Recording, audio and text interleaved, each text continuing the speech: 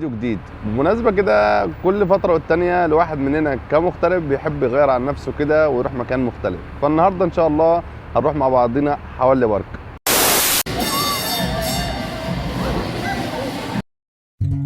السلام عليكم، فيديو جديد من حوالي بارك. حوالي بارك يا جماعة من اكبر الاماكن الترفيهية الموجودة في الكويت. طبعا حوالي بارك بتروح كل الجنسيات، ان فيها العاب كتيره تخصنا احنا كعرب، وفيها العاب تانية تخص الناس الموجودين في الكويت اللي هم مش عرب. طبعا كل الناس بتكون موجوده، وطبعا على مدار الاسبوع بتكون في ناس موجوده في حوالي بارك، بس في الاكتر بتكون موجوده يوم الخميس والجمعه، انهم اكتر يومين بيكون فيهم عطله من الدوامات. بالمناسبة لو انت موجود في الكويت ومعاك اسرتك، فاقول لك هو افضل مكان تروح تودي اسرتك فيه يغيروا جو هو يكون حوالي بارك. حوالي بارك دي موجودة في حوالي في شارع تونس، وطبعا كل الناس الموجودة في الكويت اكيد عارفاها.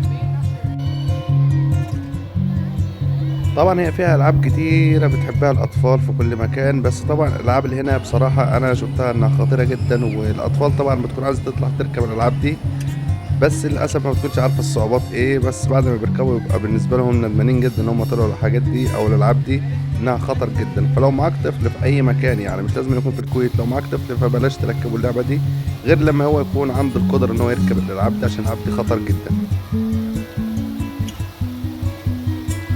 وبالمناسبة حوالي بارك فيها أماكن كتير عائلية ينفع تقعد فيها أنت وأسرتك طبعا، بس للأسف ما كانش ينفع أصور فيها عشان ممنوع فيها التصوير.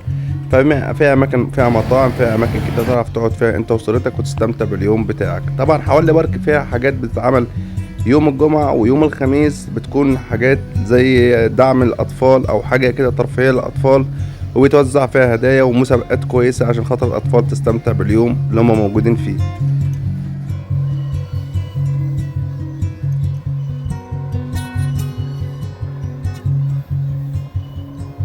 اتمنى تدعموني جدا في الفيديوهات اللي انا مصورها دي، عشان الفيديوهات دي بتعب فيها جدا ان انا اصورها، وطبعا زي ما قلت لكم في اماكن كتيره بيكون ممنوع في التصوير، بس احاول على قد ما اقدر ان انا اصورها.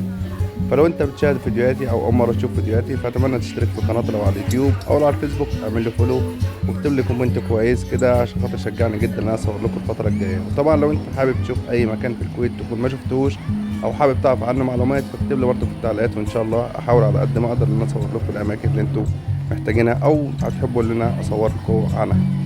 طبعا زي ما انتم عارفين لو انت متابع كرة القدم، في الفترة الجاية ان شاء الله يكون في حدث كبير جدا في الكويت هنا، بمناسبة ان منتخب مصر هيلاعب منتخب بلجيكا هنا في الكويت، وان شاء الله تكون مباراة حلوة جدا، وان شاء الله احاول على قد ما اقدر اغطي لكم كل الاواج بتاع المباراة، وان شاء الله يكون في فيديوهات كتيرة جدا عن مباراة مصر وبلجيكا. انتظروني فيديوهات كتيرة تعجبكم جدا الفترة الجاية. اشوفكم على خير، السلام عليكم.